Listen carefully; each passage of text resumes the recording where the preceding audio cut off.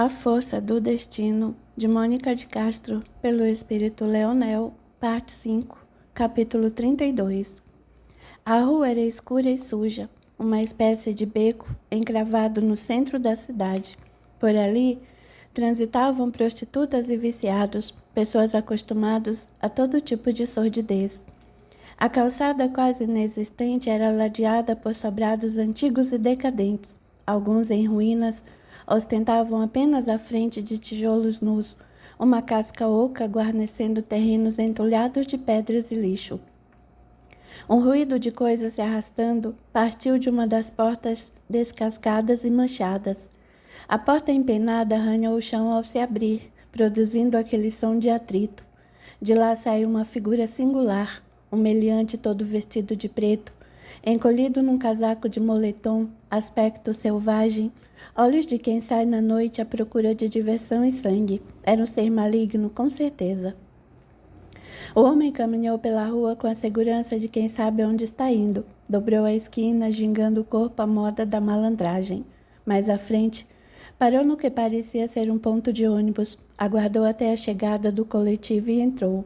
Assobiando um funk da moda, seguiu até um bairro não muito distante, saltando numa rua tranquila, cheia de casas e condomínios bem construídos, um bairro residencial de classe média.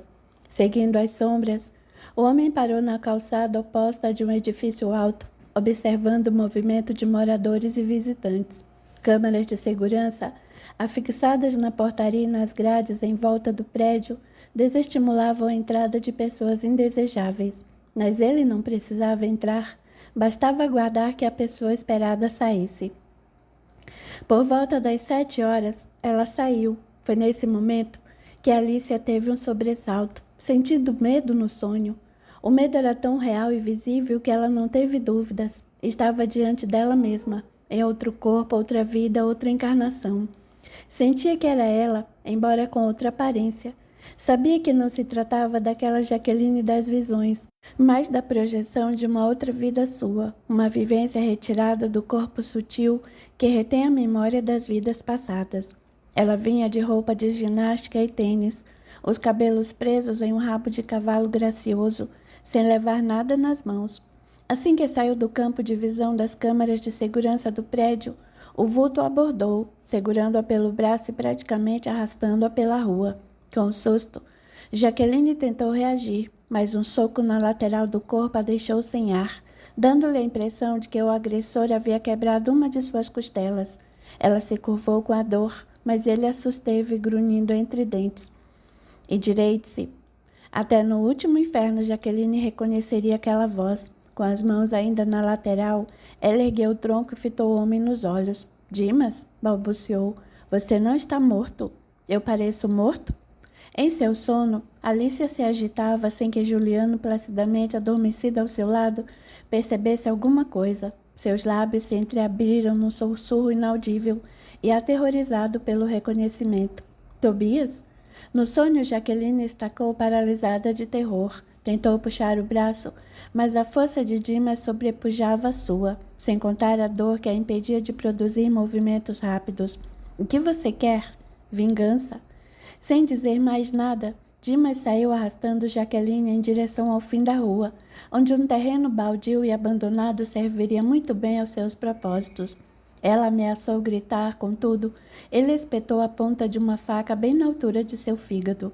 Uma pequenina gota de sangue brotou no minúsculo furo que a lâmina produziu em sua pele, desestimulando-a de lutar. O que vai fazer comigo? Ela choramingou. Nada. Se você não gritar, vai terminar logo. Se gritar, corta o seu corpo aos pouquinhos.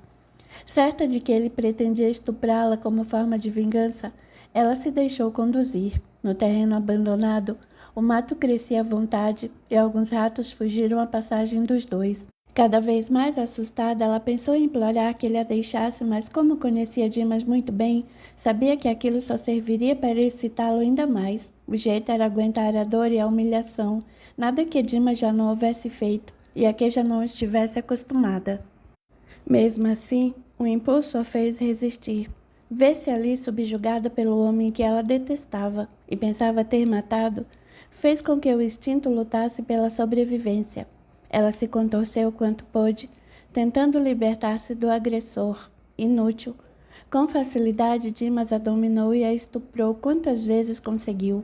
Depois, encarando-a com ar de vitória e satisfação. Gostou? Perguntou ele mordaz. Sentiu a minha falta? Sou melhor do que o seu doutorzinho e aquele borra-botas do capacho dele? Ela não respondeu. Apertava o corpo doído simplesmente à espera de que ele se desse por satisfeito e partisse. Dimas, contudo, parecia se divertir. Caminhou ao redor dela, passou por cima de seu corpo fingindo que pisaria em seu estômago. Abaixou-se para puxar o cabelo dela e morder-lhe os lábios. Tudo isso ela suportou sem se queixar, na esperança de que ele tão logo satisfizesse sua sânia vingativa a deixasse em paz. Mas quando a faca reluziu diante dela, Jaqueline experimentou o que era realmente o medo. Ele se sentou sobre ela, prendendo-lhe os braços com os joelhos. As pernas livres não conseguiu impedir que ele a contivesse, dando-lhe a oportunidade de agir como queria. Ele passou a faca pelo rosto dela, rindo quando um pequeno corte tirou sangue de sua face. Então, está gostando? Dimas, por favor. Que favor? O mesmo que você fez quando me esfaqueou? Foi sem querer, eu estava com medo. Medo? Medo faz bem. A gente mata ou morre por causa dele, só que eu não morri. Me perdoe, Dimas, pelo amor de Deus. Maurício depende de mim. Eu também dependia de você. Como acha que me senti ao ser abandonado, sangrando sozinho no chão da sala? Foi por pouco que eu não morri. Eu sinto muito. Prometo que nunca mais vou fazer isso. Ah, mas não vai mesmo. Nunca mais vai fazer nada no mundo dos vivos. Ela abriu a boca para protestar, mas ao invés de palavras, o que saiu foi um gorgolejar gutural que, na opinião de Dimas, combinava muito bem com o espanto preso em seu olhar. Está doendo? Estocou-a novamente. É a mesma dor que eu senti. Nova facada. Ela não falava. No terceiro golpe já não tinha mais vida. Presa ao ódio e ao prazer da vingança, Dimas sequer percebeu. Não queria deixar passar aquele momento de prazer com o qual tanto sonhara, ter Jaqueline em suas mãos para estuprá-la e depois matá-la. Sem se dar conta de que os olhos de Jaqueline não transbordavam mais vida, ele continuou a esfaquear, regozijando-se a cada vez que a faca penetrava em sua carne. Só parou quando o braço deu mostras de cansaço. Todo ensanguentado, saltou de cima de Jaqueline, dizendo para si mesmo: agora só falta um menino. Finalmente, Alicia conseguiu se libertar do sonho, gritando feito louca. Não, Dimas, não. Não, não, Tobias, pare. Despertou com Juliano sacudindo-a e chamando em desespero. Alice, acorde. Acorde, meu bem, você está sonhando. A muito custo, Alicia conseguiu fixar nele os olhos assustados. Olhou ao redor, procurando por Dimas, e sentou-se na cama desajeitadamente, como se estivesse ainda deitado nos escombros daquele terreno. Aos poucos, sua realidade foi retornando, o sonho entrando no campo da lembrança. Lembrou-se de tudo, de cada detalhe, cada particularidade da cena, das roupas, das fisionomias. Sonhei com ela, afirmou ofegante, ou melhor, comigo mesma. Como assim? Você tinha razão. Você e meu pai. Lembra-se da conversa que eu lhe contei que tive com ele? Alicia contou o sonho todo. Jaqueline era parte de seu passado, de uma encarnação que tivera no século XXI, em que ela acabara morta pelas mãos de alguém chamado Dimas, que ela reconheceu como Tobias. Jamais esqueceria aquele olhar. Meu pai acertou em cheio, prosseguiu ela. Dessa vez o que tive foi o sonho, uma visão imutável de algo que já aconteceu no meu passado. Não foi como das outras vezes em que Jaqueline aparece viva. Sei que nesse caso, acessei uma parte da minha memória sutil e revivi algo que realmente aconteceu a mim. É o meu passado, mas o futuro de Jaqueline naquela dimensão. Entendo agora porque estou em contato com ela. Nem esperou Juliano perguntar e foi logo esclarecendo, para que Jaqueline tenha a chance de viver uma experiência diferente da que eu vivi. Eu já passei por isso na minha história. A dela pode ter seu curso alterado. Ela está tendo a oportunidade que eu não tive. Ou teve e não aproveitou. Ela está tendo a oportunidade que eu não tive. Quem garante que o malícia do futuro não tenha alertado você quando era Jaqueline e você simplesmente não acreditou? É verdade. Reconheceu ela preocupada. O que diz faz muito sentido. Jaqueline pode muito bem não acreditar em mim e ter o mesmo fim que eu tive, mas eu vou tentar. Preciso alertá-la. O passado pode deixar de se repetir se um objeto refratário desviar o feixe de luz para outra trajetória. Por que não posso ser eu esse objeto? Pode, mas pode ser que você não consiga e a luz simplesmente passe através dele. Mas vou tentar. Você não vê o que está em minhas mãos? A possibilidade de dar a alguém a opção de desviar seu destino a partir de uma vivência que eu tive, para que ela viva uma outra história que mais tarde se reunirá à minha e trará experiências diversas para enriquecer nossas consciências que substâncias são uma só. Tudo bem, mas procure ficar calma. Tobias não vai se dar bem outra vez, acrescentou com raiva. Não posso permitir. Agora você entende por que não fui com a cara dele desde o começo? Ele não se esqueceu do que aconteceu entre nós, voltou nesta vida para se vingar novamente. Será? Vingança faz parte do passado da humanidade. Seria Tobias uma exceção dentre os selecionados para continuar aqui, ou está apenas tentando se reconciliar consigo mesmo, desfazendo o sofrimento de outras vidas? Não sei, não me interessa. Na verdade, você parece muito mais rancorosa do que ele. Ela abriu a boca hesitante. Você disse que reconheceu Tobias, não foi? Foi. Você não acha que descobriu que foi ele quem matou Jaqueline? Para odiá-lo ainda mais, acha? Eu não o odeio. Objetou de forma muito pouco convincente. Não é o que parece. Quem sabe você não teve a oportunidade de conhecer o passado para poder perdoá-lo. Agora que você sabe que a sua antipatia não é gratuita, pode muito bem tentar superá-la. Isso não tornaria sua história diferente daqui em diante? Não estaria alguém do passado influenciando em sua vida para alertá-la no futuro? Não havia pensado nisso, pois acho que deveria pensar. Reflita sobre suas próprias palavras.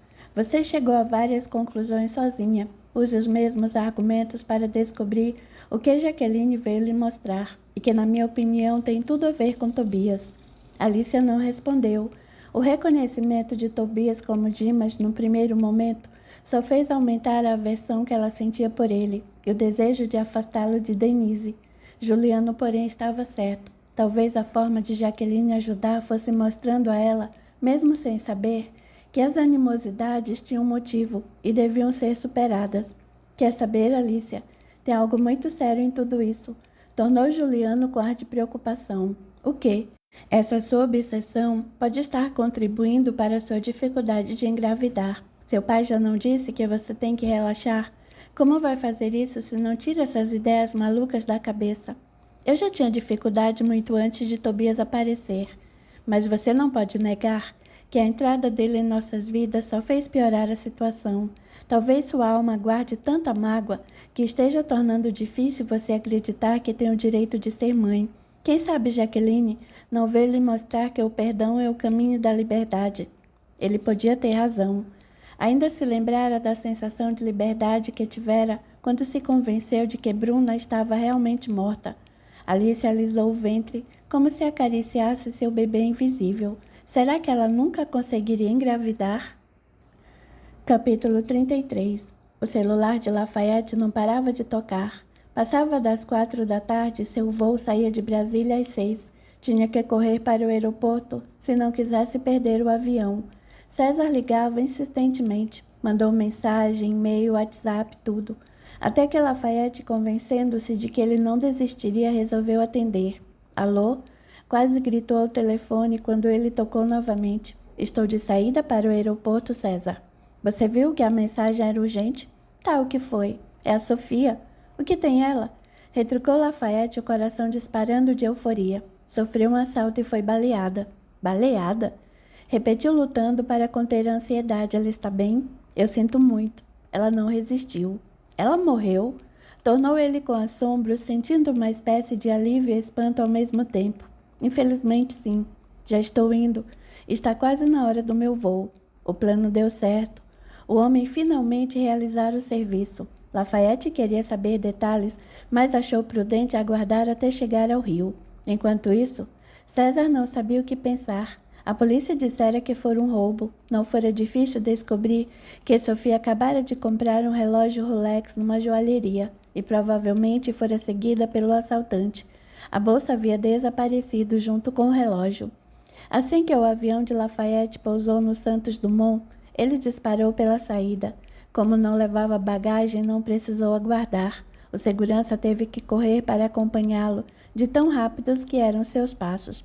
Ao passar pelo portão, diversos clarões estouraram diante de seus olhos, deixando-o praticamente cego. Toda a imprensa parecia saber do ocorrido e vários flashes dispararam ao mesmo tempo, praticamente cegando-o. Repórteres surgiram de todos os lados, empurrando sobre seu rosto microfones dos mais variados tamanhos e formas, ostentando logotipos de tudo quanto era mídia. Deputado, já está sabendo do ocorrido com sua esposa? Indagou uma repórter. Que atitudes o senhor pretende tomar? Era outro. Tem alguma razão especial para sua esposa ter sido assassinada? Dizem que foi um roubo. O senhor acredita nessa versão? Sem comentários. Ele limitou-se a dizer, erguendo a mão para ocultar o rosto das câmaras. O segurança foi abrindo caminho pela multidão, garantindo a passagem de Lafayette até o carro, onde Jonas o aguardava com a porta aberta. Doutor, disse Jonas, dando a impressão de que bateria continência. Vamos embora depressa. Ele entrou apressadamente, fazendo ar consternado, ensaiando algumas lágrimas. Da janela do carro fez sinal para os repórteres, que se aglomeraram ao redor do veículo. Em um gesto estudado, enxugou os olhos e declarou com ar compungido. Senhores, por favor, mais tarde darei uma declaração. No momento preciso ver minha mulher. Calou-se, abaixando o rosto para engolir o choro. Os jornalistas silenciaram em respeito à sua dor. Lafayette fez sinal para que Jonas desse partida. Minutos depois ligou para César. Acabei de chegar. Onde está o corpo? Informado de que o corpo se encontrava no IML, foi para lá que Lafayette seguiu, ensaiando mentalmente as palavras de pesar que deveria pronunciar. Ao chegar, nova multidão de repórteres o aguardava. Ele aguardou o segurança vir do carro de trás e saltou transtornado, entrando no edifício protegido por um cordão de isolamento policial. O reconhecimento do corpo foi rápido. Lafayette pediu uns instantes a sós com a esposa, chorando sobre o seu corpo. Antes da derradeira despedida, aproximou o rosto do ouvido que já não ouvia e sussurrou apenas para ela. Você não queria me agradar? Pois essa foi a melhor coisa que você já fez por mim. Em seguida, beijou-a nos lábios frios e descorados, fingindo profundo sofrimento. Secando lágrimas inexistentes com lenço, virou as costas hesitante e saiu. Você está bem? Perguntou César, que acabara de chegar. Ele assentiu. Não havia quem não se comovesse com a dor de Lafayette. A saída finalmente deu uma declaração. Neste momento, gostaria que todos respeitassem a minha dor, a dor da minha família. Acabei de perder a única mulher que amei em toda a minha vida, minha companheira de todas as horas, mãe de meus filhos, esposa dedicada e amiga. É impossível mensurar o quanto isso dói em meu coração. Vendo e ouvindo o deputado, César não acreditou na sua tristeza. Só quem o conhecia bem para saber que em seu íntimo rolavam lágrimas de felicidade e alívio. Venha comigo, ordenou a César. Temos muitos preparativos a tratar. Está bem. César entregou as chaves de seu carro ao segurança de Lafayette e entrou com ele no banco de trás, cumprimentando Jonas com um aceno de cabeça. Para casa, disse ao motorista sem se virar para César. Foi dando as instruções necessárias. Providencie o retorno de meus filhos imediatamente. Não quero que saibam da notícia pelos jornais. Infelizmente, isso não será possível. As redes sociais divulgaram tudo, e eles já telefonaram para saber se era verdade. Droga! Bem, traga-os de volta. Já fiz isso. Eles devem chegar amanhã pela manhã. Ótimo. Não quero ser incomodado em casa. Quero chorar a minha dor em paz. Quanto a você, procure Jaqueline e explique a ela que não poderei vê-la pelos próximos dias. Toda a imprensa estará de olho em mim, e até que a notícia esfrie não posso dar bandeira. Dar bandeira? É claro. Não ficaria nada bem se o povo me visse na casa da minha amante, antes mesmo de o corpo da minha mulher esfriar na sepultura. Tem razão. Silenciaram. Pela cabeça de César, 1000 dúvidas se amontoavam. A mente de Lafayette também não sossegava. Pelo canto do olho, notava o ar cético do assessor. Ele desconfiava de algo, tinha certeza. Não era para menos Com as coisas que lhe andava dizendo, não tinham contudo como provar. Antes de embarcar, Lafayette telefonara a Jonas que o colocara a par do incidente. Não havia nada que ligasse o assalto a ele.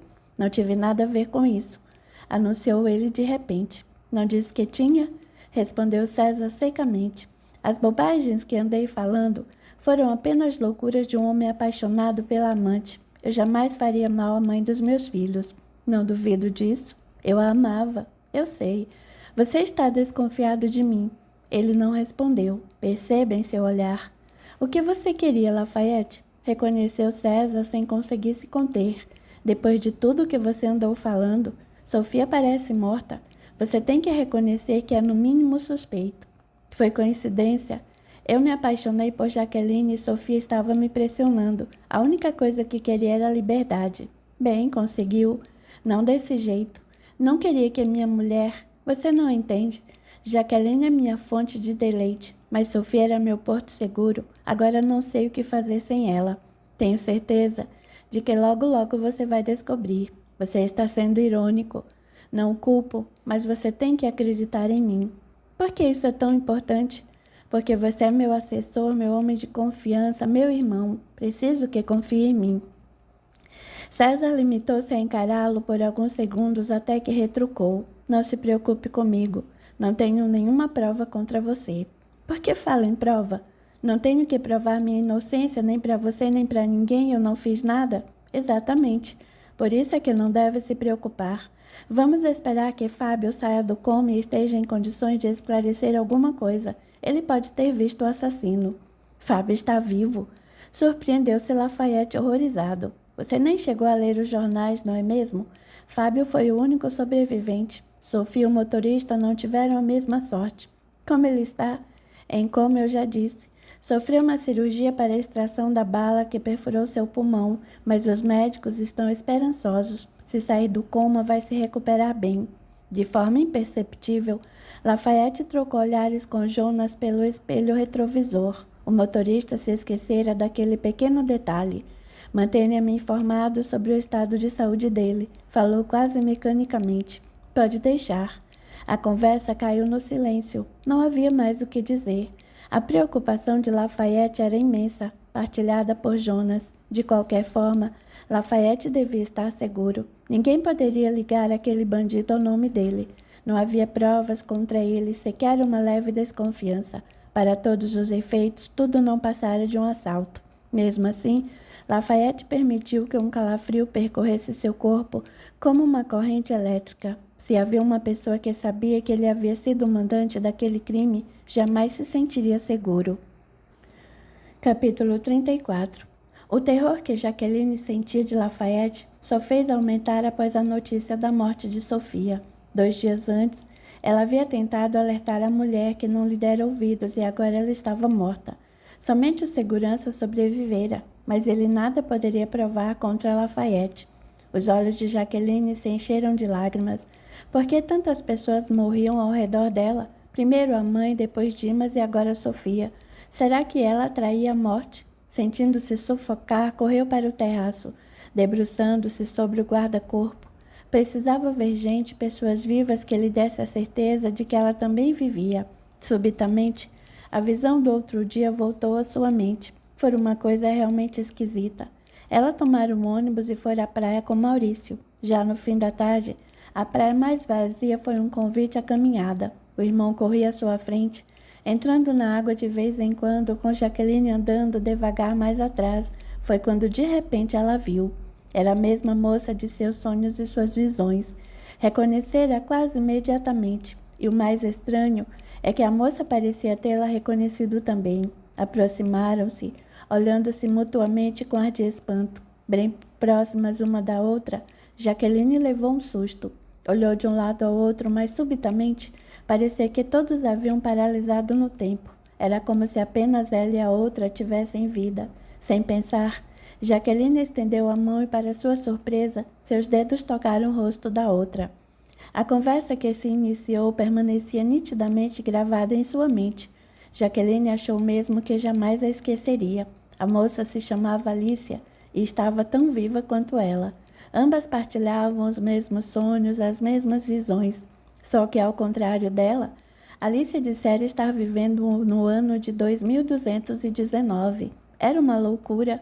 Só podia ser uma alucinação, embora tão real que pudesse ser tocada, ou ao menos era o que ela pensava, porque aquilo decididamente não podia ser real. O ano não era 2219, mas 2015.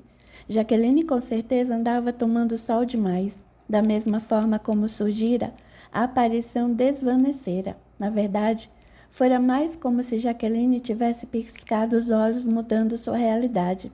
Ao fechá-los, estava lá, e no milésimo de segundos que levara para abri-los, estava de volta à praia com Maurício, gritando ao seu lado, a voz distorcida pelos gritos de Alicia, que pareciam ter viajado com ela.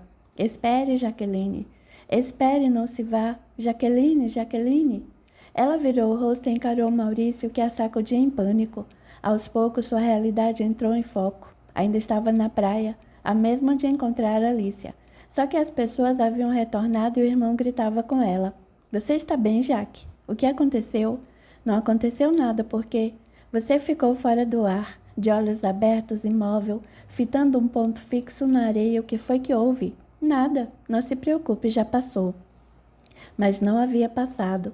Jaqueline ficara extremamente intrigada com aquela visão surreal. Alicia não lhe parecia assombração nem alucinação. Era palpável e conversara com ela. Ela não sabia explicar que fenômeno era aquele nem queria. Ou estava ficando louca ou via coisas além da imaginação.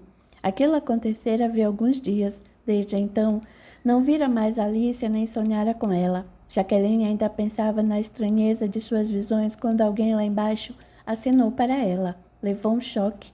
Uma outra visão, bem mais desagradável do que Alicia, fez seu coração disparar de medo. Não, sussurrou para si mesma. Dimas não. Ela fechou os olhos e abriu-os novamente. Lá estava ele. Desviou o rosto e tornou a olhar. Dimas continuava lá. Sem pensar nas consequências, Jaqueline desceu. Queria confrontar aquela aparição e pedir-lhe que dissesse a que veio ou que sumisse para sempre. Saiu pela portaria em disparada, atravessando a rua em meio aos carros. Dimas, porém, havia sumido. O senhor viu um homem parado ali? Ela perguntou ao porteiro. Não, senhora, não vi ninguém. Um espírito some no ar quando quer. Dimas, na certa, prevendo que ela iria ao seu encontro, resolveu evaporar antes que ela o encontrasse. Mesmo assim, Jaqueline andou até a esquina, depois até a outra e nada. De volta ao prédio, César aguardava na portaria. Viu quando ela saiu em disparada, mas não teve tempo de alcançá-la. O que foi que houve? César quis saber. Por que estava correndo na rua feito louca? Ah, César, que bom que você chegou. Ela choramingou, atirando-se em seus braços. Acho que estou enlouquecendo. Vamos subir e você me conta tudo. Já em casa, César serviu-lhe um copo com água que ela sorveu lentamente. Depois levantou-se e foi para a cozinha. Preciso preparar o almoço. Daqui a pouco Maurício chega da escola morrendo de fome. Tudo bem, mas o que aconteceu? O que estava fazendo lá embaixo? Foi por causa de Sofia? Eu bem que a avisei, não avisei. Sofia não acreditou em mim e agora está morta. Tenho certeza de que foi o doutor quem mandou matá-la. Foi um assalto. Você acredita mesmo nisso? Ao menos por enquanto, essa é a versão oficial da polícia. Nós dois sabemos que não foi isso que aconteceu. O Dr. Lafayette estava doido para se livrar da esposa e contratou alguém para matá-la. Escute aqui, Jaqueline. Zangou ele, segurando-a com firmeza pelos punhos. Nunca mais diga isso. Se tem amor à vida, esqueça tudo o que ouviu. Então eu estou certa, não estou? Não foi o que eu disse. Só que há coisas com as quais é melhor não se envolver. Essa é uma delas. Você pode acabar provocando a ira de Lafayette, e você sabe do que ele é capaz. Ele não vai ficar nada satisfeito se descobrir que a amante desconfia que ele é um assassino. Ela puxou as mãos, soltando-as de César. Concentrou-se na comida, deixando o pensamento vagar através de suas dúvidas. Aconteceu uma coisa esquisita hoje. Foi por isso que eu desci. O que foi? Viu o espírito de Dimas novamente. Isso não é possível. É claro que é. Acredito perfeitamente em espíritos e acho que você deveria acreditar também. Não é isso? É que duvido que Dimas esteja morto. Como assim? Com tanta coisa acontecendo, eu esqueci de lhe dizer. Andei investigando. No site do Tribunal de Justiça do Espírito Santo, Não há nenhum processo criminal instaurado contra você. Tampouco existe inquérito policial em seu nome. Pedi a um colega capixaba que verificasse para mim, mas ele não apurou nada. E o mais importante é que nenhuma vítima foi registrada com o nome de Dimas Ricardo Ataliba de Souza. Sequer deu entrada no IML. Também não encontrei o nome dele no Cadastro Nacional de Falecidos, nem em qualquer site de busca na internet. O quê? O que isso significa? Significa que Dimas não está morto. Ou se está, seu corpo ainda não foi descoberto, o que é pouco provável, já que o mau cheiro teria atraído os vizinhos. Só o que não consegui saber foi se ele deu entrada em algum hospital. Isso, só mesmo ligando para todos, o que não é muito fácil. Meu Deus, César, será possível? Você deve tomar muito cuidado. O que você vê não é o espírito de Dimas, mas o Dimas em carne e osso. Ele descobriu onde você está e quer vingança. Não pode ser. Eu enterrei a faca no coração dele. Vi o sangue correr, ele não estava respirando. A respiração dele devia estar fraca, mas ele não estava morto. Se isso é verdade, como ele me descobriu aqui, não sei, mas também não creio que seja difícil. Uma garota sozinha no rio com uma criança. Não tem muitos lugares para se esconder, ou está na rua ou na prostituição. E agora o que eu vou fazer? Se você falar com Lafayette, ele logo arranja alguém para dar um susto no malandro. Não quero ser 2 vezes responsável pela morte de Dimas. Como ele não morreu nenhuma vez, você não é responsável por nada. Você me entendeu. Tenho medo de Lafayette e uma consciência a quem prestar contas. Se Dimas não morreu, ótimo, que continue vivo. Apenas o que quero longe de mim e de Maurício. De qualquer forma, tome cuidado. Não quero que nada lhe aconteça. Está preocupado comigo? É claro que estou. Pensei que não gostasse de mim. Não estou apaixonado, mas gosto de você. Foi um instinto que moveu Jaqueline. Ela soltou a colher de pau, enxugou as mãos no pano de pratos e jogou os braços ao redor do pescoço dele. Imediatamente, todo o corpo de César arrepiou-se, dando a ela a impressão de que abraçava um bloco de gelo. Ela, ao contrário, sentiu um calor subindo-lhe pela espinha, de tal forma que virou o rosto para ele, buscando-lhe a boca com a sua. De forma delicada, porém decidida, César afastou-se dela, evitando o beijo sem nenhum disfarce. César, Ela começou a gaguejar. Sinto muito, mas é que eu... Não diga nada, objetou ele, pondo o dedo sobre os lábios dela. Não quero saber. Não é possível que você não sinta nada por mim. Já disse que gosto de você. Preocupo-me com você, mas não a amo como mulher. Não posso lhe dar o que deseja. Por quê? Por acaso você é gay? E se fosse, você deixaria de gostar de mim? Não, confessou ela num sussurro, totalmente vencida pela paixão. Dessa vez, foi ele quem a abraçou, procurando transmitir-lhe o sentimento da mais pura fraternidade. Esqueça-me. Não sou o homem certo para você. Jaqueline deixou os braços caírem ao longo do corpo, sequer se virando quando ele passou por ela a caminho da porta. Sentia-se arrasada, frustrada e iludida. Ele era gay. Como é que ela não pensara nisso antes? César disfarçava muito bem. Ela não era preconceituosa, contudo, recusava-se a acreditar que o homem por quem seu coração se desmanchava jamais sentiria desejo por ela. Quando chegou lá embaixo, César olhou para cima para ver se Jaqueline não observava do terraço. Ela não estava lá. Melhor. Ele não queria acabar com suas ilusões de um golpe só, mas ela não lhe deixara escolha. Era melhor sofrer agora do que alimentar uma fantasia cujo desfecho só poderia ser a decepção. Assim que o carro dele sumiu no fim da rua, Dimas saiu de trás da árvore, sorrindo com malícia e desdém. Bem podia imaginar o que aqueles dois faziam sozinhos no apartamento. O Janotinha se divertia com a vagabunda, crente que ninguém mais os observava. Quanta ilusão! Ele estava ali para mostrar-lhe que, apesar de tudo, ainda era ele quem mandava. Dimas vira quando Jaqueline correra pela rua à sua procura, sem conseguir encontrá-lo.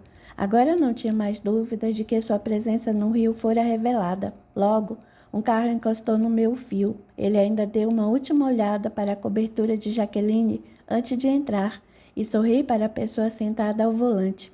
Vamos embora, pediu. Ela já sabe que a seguir até aqui. Capítulo 35. A vida não transcorrera do jeito que ela sonhara. Nada do que desejara deu certo. a não ser o casamento com Reginaldo. Os rumos que escolhera traçar pareciam amaldiçoados. Primeiro o nascimento de Jaqueline, depois o casamento com Dimas, a traição, a rejeição e por último a morte. Durante todo aquele tempo em que se encontrava no mundo dos espíritos, Rosemary seguia os passos de Dimas, a quem atribuía parte da culpa pelo seu desencarne. A outra parte, a maior, mais significativa, pertencia a Jaqueline. Devia tê-la expulsado de casa logo que soube que ela andava se insinuando para Dimas. Contudo, o dever de mãe a obrigara a ficar com ela, como se arrependia. Após o desenlace, Rosemary praticamente se grudara a Dimas, na esperança de ajudá-lo a encontrar Jaqueline. Queria vingar-se por intermédio dele. Não adiantava nada cercar-se de Jaqueline, pois ela parecia não notar sua presença. Quando se aproximava, a filha lembrava-se dela, mas não a percebia ao seu lado. Dimas seria seu instrumento, a força motriz de sua vingança. Se Jaqueline fora a maior responsável pelo fim de sua vida e pelo quase fim da vida de Dimas, nada mais justo do que os dois se unirem para se vingar, ainda que ele não soubesse. Foi por intermédio dela que Dimas esbarrou com Lampião. Como Jaqueline vivia dizendo que gostaria de conhecer o Rio de Janeiro, Dimas, intuído por Rosemary, deduziu que fora para lá que ela havia fugido. Daí a levá-lo à zona de Meretrício não foi difícil. Indagando aqui e ali mais uma vez, Rosemary conduziu os passos de Dimas até Lampião, a quem se associou para engendrar seu plano de vingança. Os olhos de Rosemary se desviaram da mulher morta à sua frente, para fixar-se no horizonte, como se medisse a distância do percurso que transcorrera até que fosse parar ali. As lembranças a motivavam, eram elas que alimentavam seu ódio. Rosemary sabia que devia mais Jaqueline, contudo o amor nunca veio. Já na gravidez, uma repulsa estrondosa quase a levou a cometer o aborto, que só não aconteceu devido à interferência de Reginaldo. Vendo Jaqueline crescer, a aversão foi aumentando, de tal forma que ela era obrigada a evitar o contato com a filha. Falava com ela por monossílabos, quase não olhava nos olhos, dava-lhe as costas e simplesmente balançava a cabeça quando ela lhe contava seus problemas. No princípio, Jaqueline não percebeu, estranhava as atitudes frias, mas Reginaldo sempre interferia para confortá-la, alegando que tudo não passava de cansaço da mãe. Quando Maurício nasceu, todas as atenções de Rosemary voltaram-se exclusivamente para ele. Não é que ele fosse exatamente seu preferido, mas era outra criança, alguém que lhe servia de desculpa para não precisar ocupar-se com a filha. Depois veio a morte de Reginaldo. Feliz com o aniversário do filho temporão, Reginaldo se esmerava no preparo de sua primeira festinha, apesar de ela ter sido contra. O menino ainda era muito novinho e não entenderia nada de festa.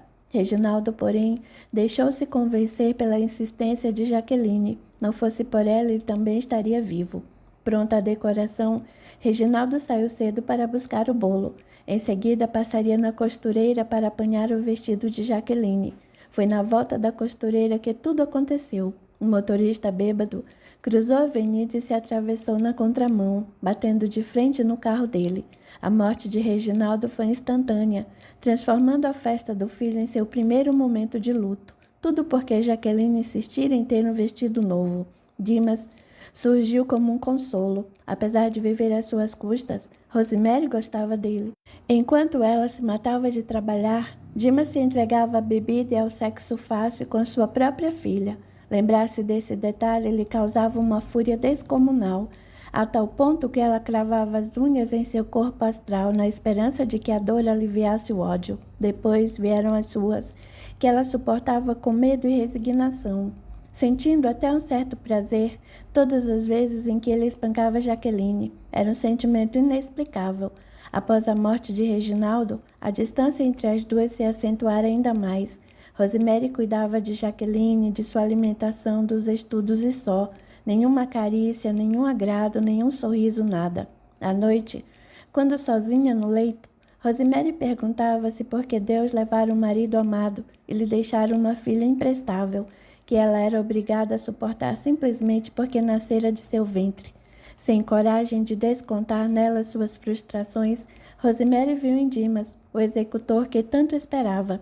Ele sim, ao contrário de Reginaldo, tinha o poder de disciplinar a menina. Só que a violência de Dimas alcançou também Maurício, e por mais que Rosemary quisesse, não conseguia evitar que o menino também apanhasse. Aos poucos, foi se desinteressando dele também, embora não tivesse por ele nenhum tipo de aversão. O dia de sua morte representou a gota d'água em sua difícil relação com Jaqueline. Rosemary não se cuidava como devia, mas não acreditava que essa tivesse sido a causa do infarto. Ela estava acima do peso, não se exercitava, fumava, tinha péssimos hábitos alimentares, colesterol e triglicéridos altos. Mas o que a matara mesmo foi a forte emoção a que se submetera naquela noite funesta. Rosemary havia chegado cansada do trabalho, cheirando a cigarro e suor.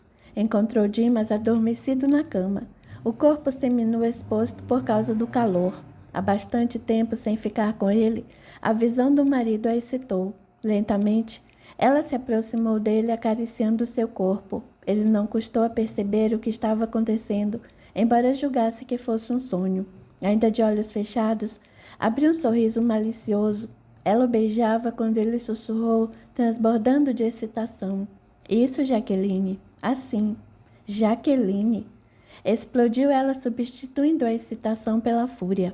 O grito foi tão agudo que Dimas se deu conta de que não estava sonhando. Deu um salto e empurrou Rosemary para fora da cama, esfregando o corpo como se quisesse limpá-lo do contato da mulher. O que você está fazendo? Questionou ele entre o horror e a repulsa. O que acha que estou fazendo? Retrucou ela, a voz trêmula de raiva. Nada que uma mulher não faça com seu marido. Se ela cheirava suor e cigarro, ele recendia a bebida. A combinação enjoou o próprio Dimas, que se afastou da mulher com cara de nojo. Deixe-me em paz, grunhiu ele, encaminhando-se para a porta. Aonde vai? Procurá-la? Sei o que você faz com Jaqueline, Dimas, mas você não representa nada para ela. Eu sou sua mulher. Você não é mulher. Não é nem um décimo da mulher que sua filha se mostrou ser. Cachorro! Pela primeira vez, ela partiu para cima dele, arranhando e mordendo. Ele a esbofeteou algumas vezes, segurando-a com violência pelos punhos. Tribufu! Você é gorda, relaxada, asquerosa e cheira mal. Tenho nojo de você. Nunca mais ouse me tocar. Afaste-se de mim, sua broaca velha. A força com que ele a empurrou sobre a cama ocultou o estado de Rosemary quando caiu. As artérias, semi-obstruídas, não deram conta de bombear o sangue suficiente para o coração. O infarto foi praticamente fulminante.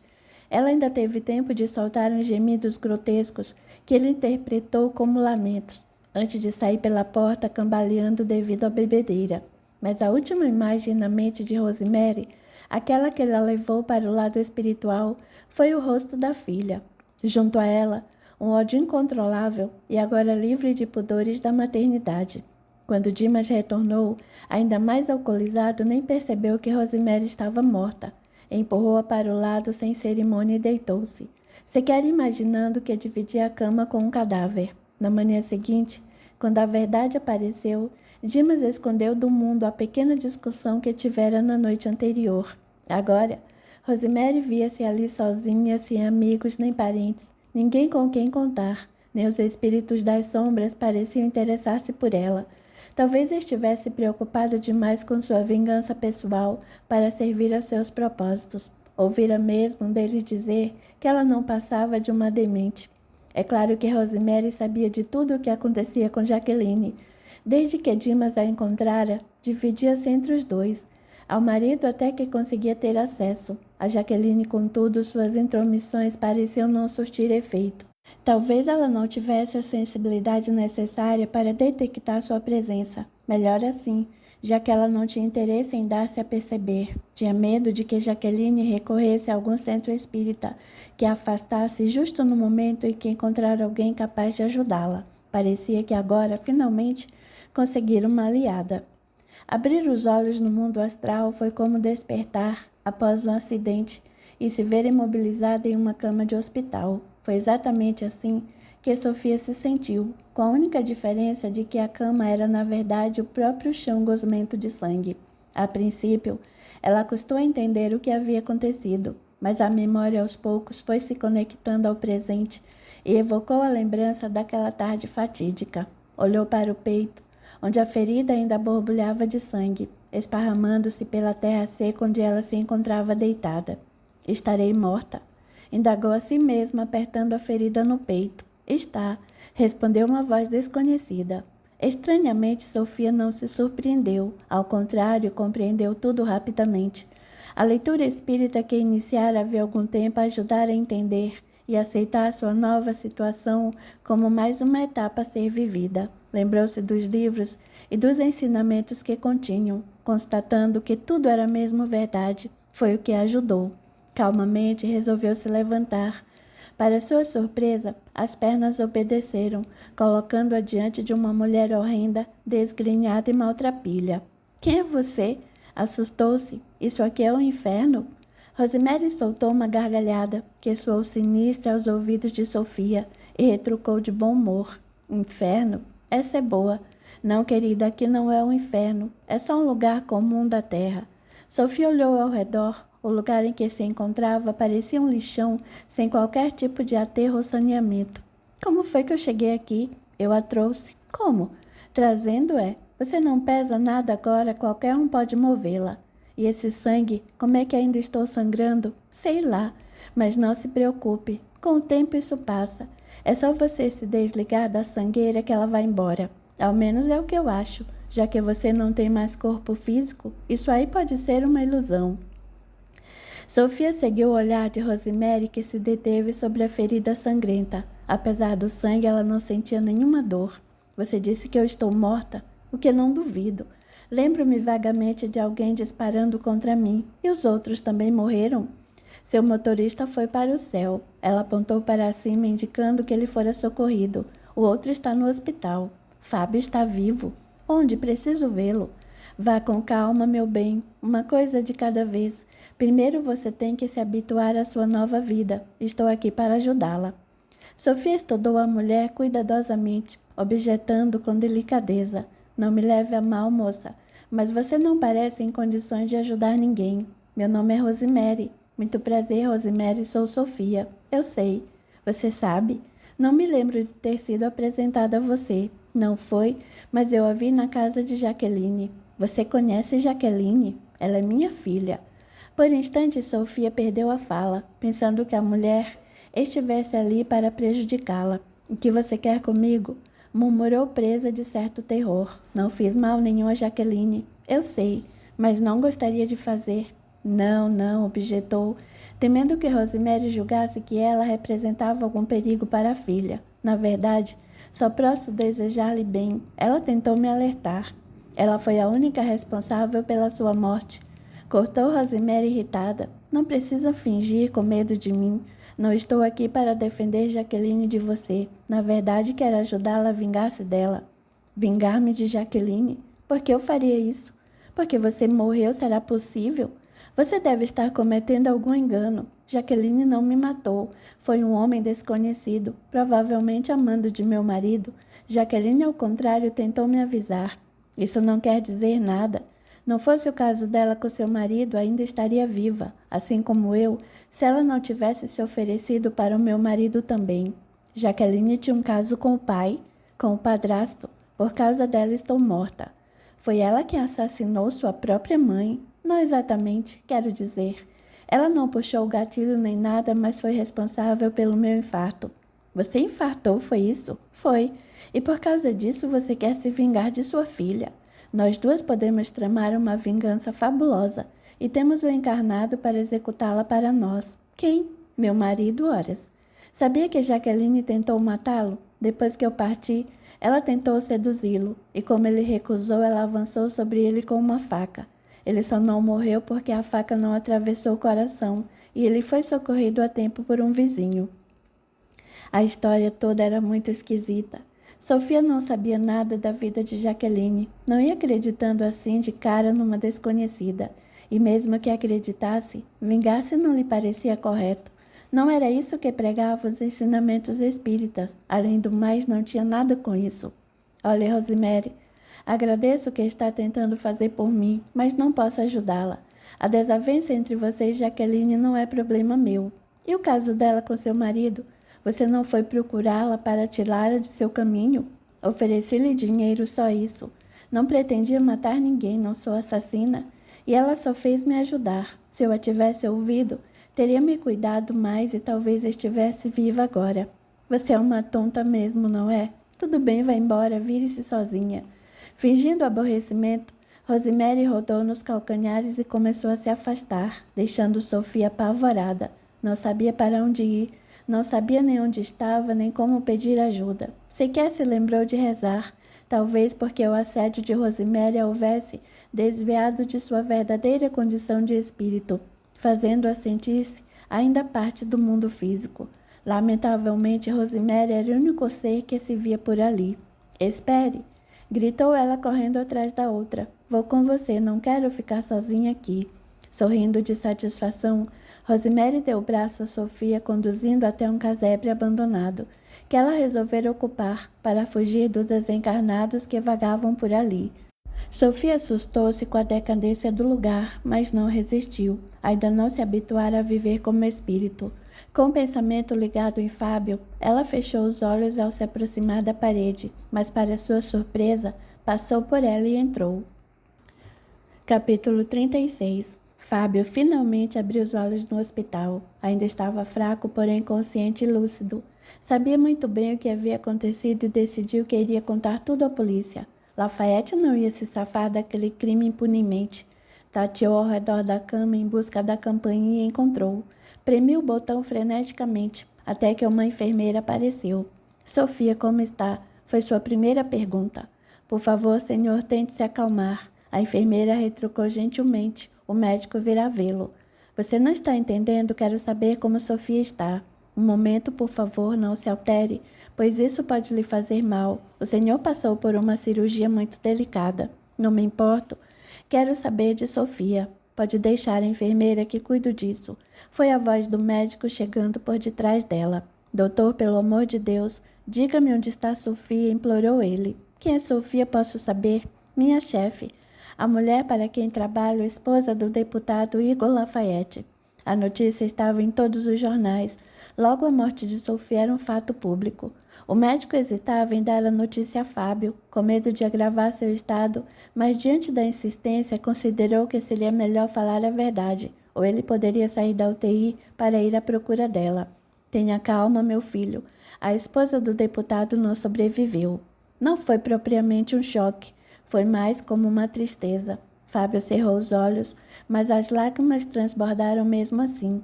Ele não falou mais, contudo, via-se quase sofrendo. O médico deu-lhe um sedativo para acalmá-lo. Quando tornou a abrir os olhos, não estava mais na UTI, porém num quarto de hospital muito bem equipado. Um vulto ao seu lado se movimentou logo que percebeu que ele havia acordado.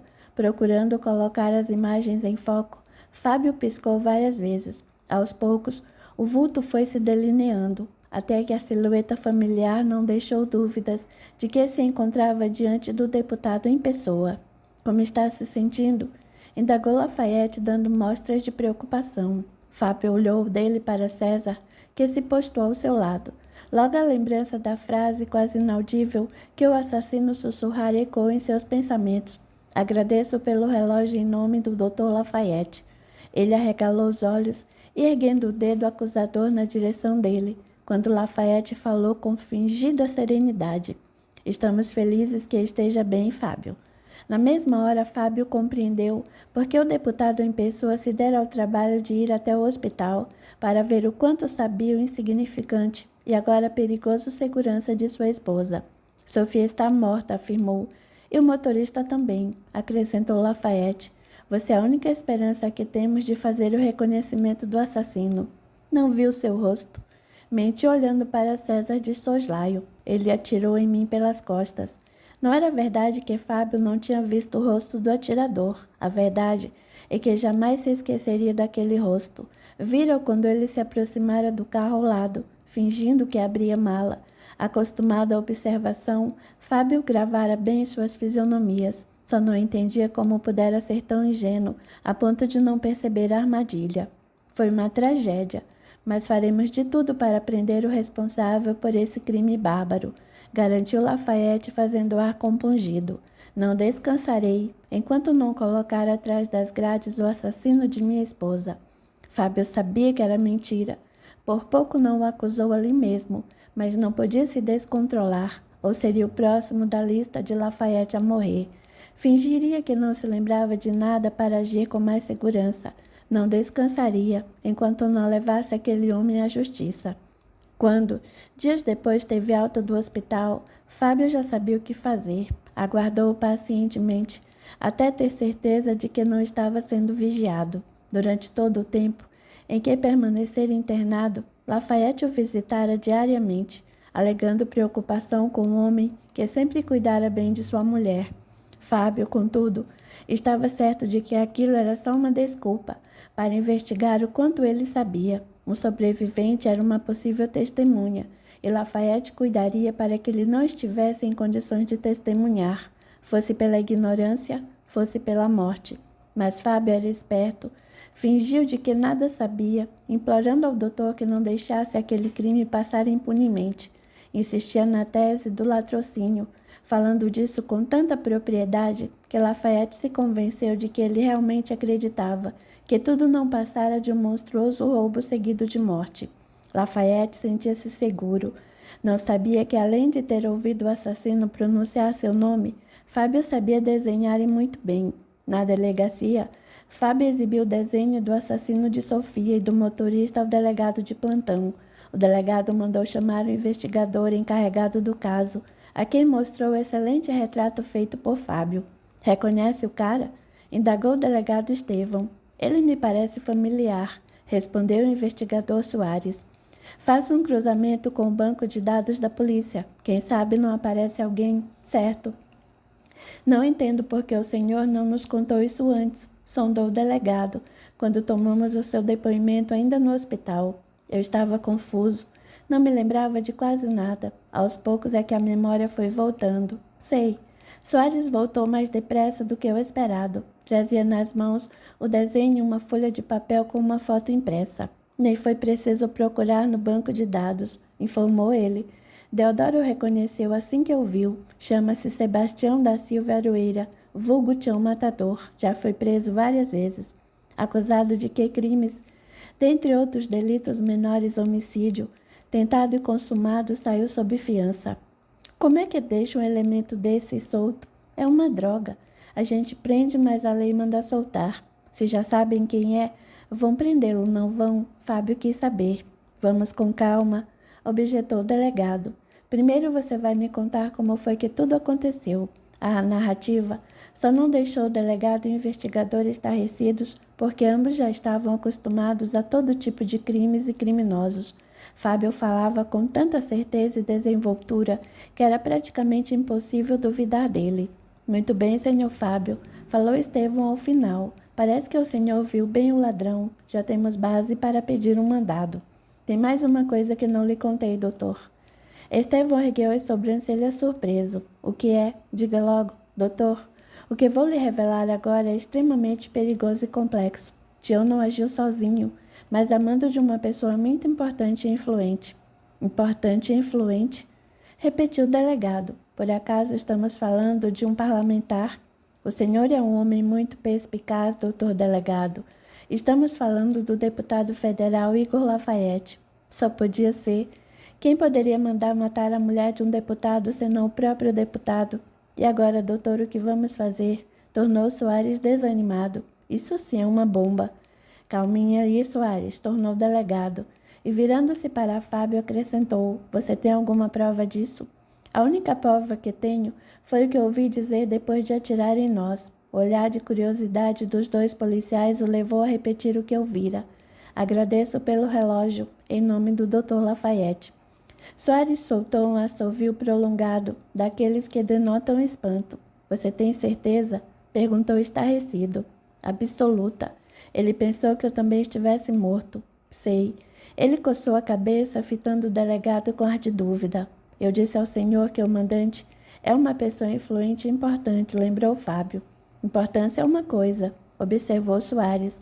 "Privilégio de foro é outra completamente diferente. Sem contar que não posso me basear apenas na sua palavra, continuou o delegado. O senhor precisa me apresentar algum tipo de prova.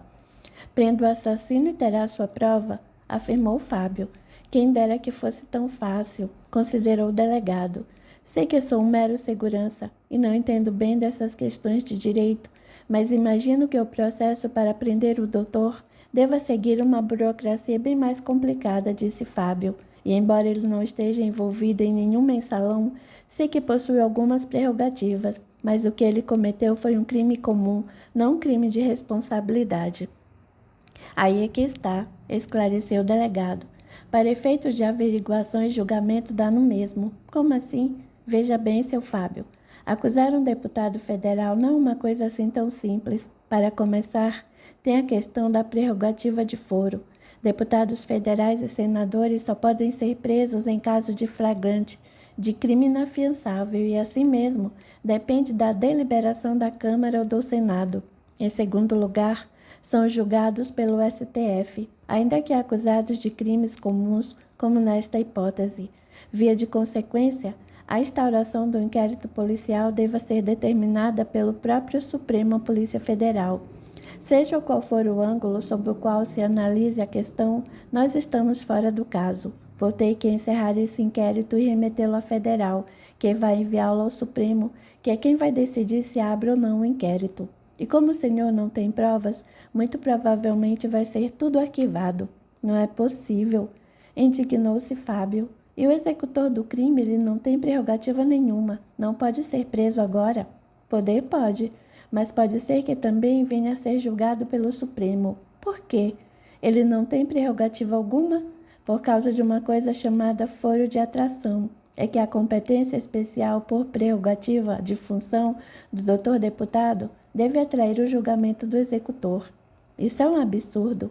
Corre o risco de esse crime passar impune, só porque o mandante é um deputado federal. Bom, é uma questão que o próprio Supremo irá decidir.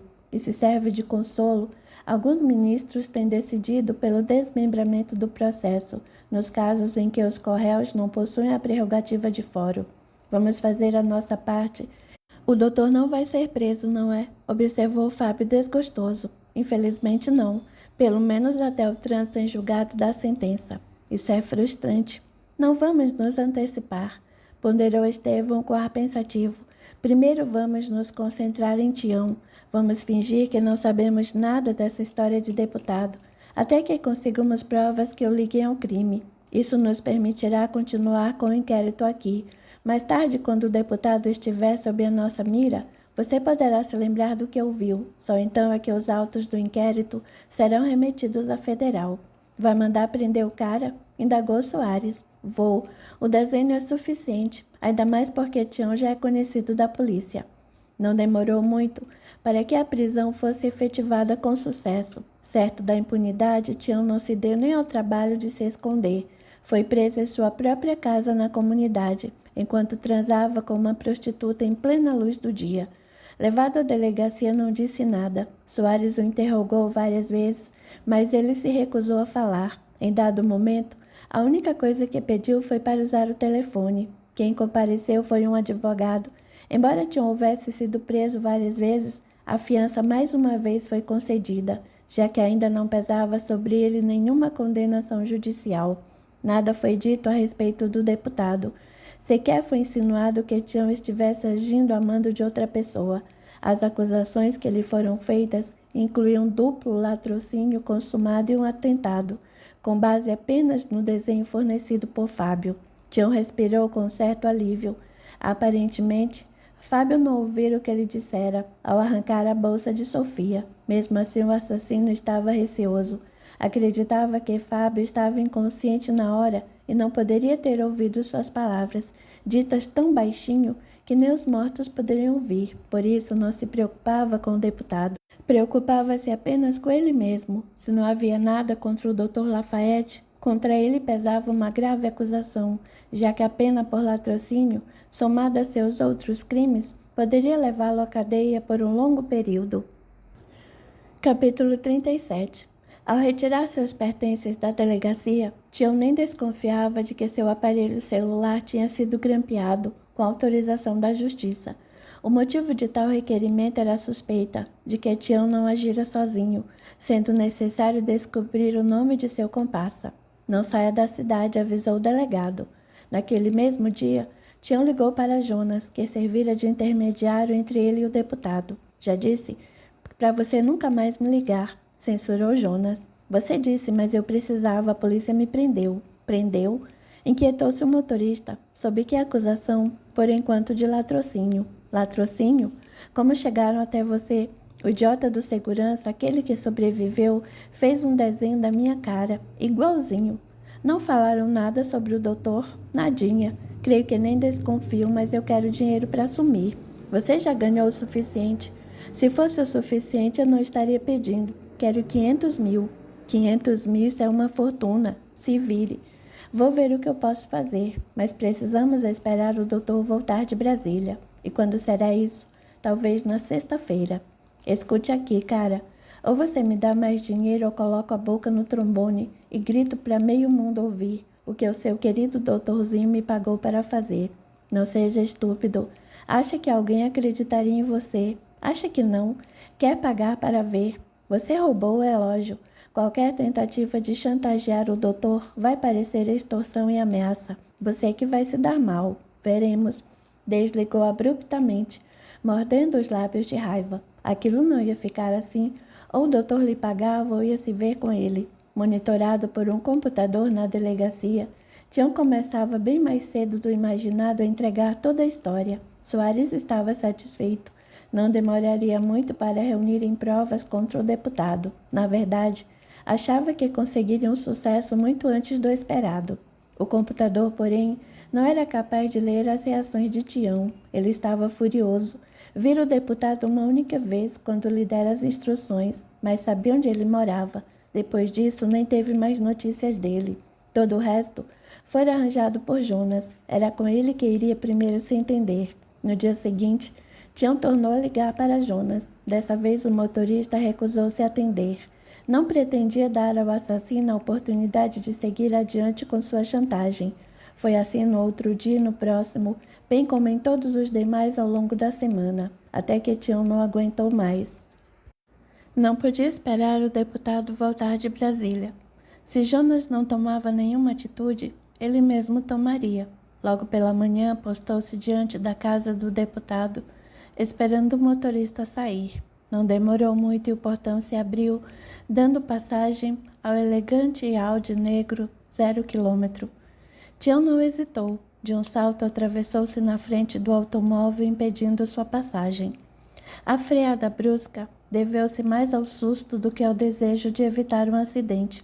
No primeiro momento, Jonas não reconheceu Tião.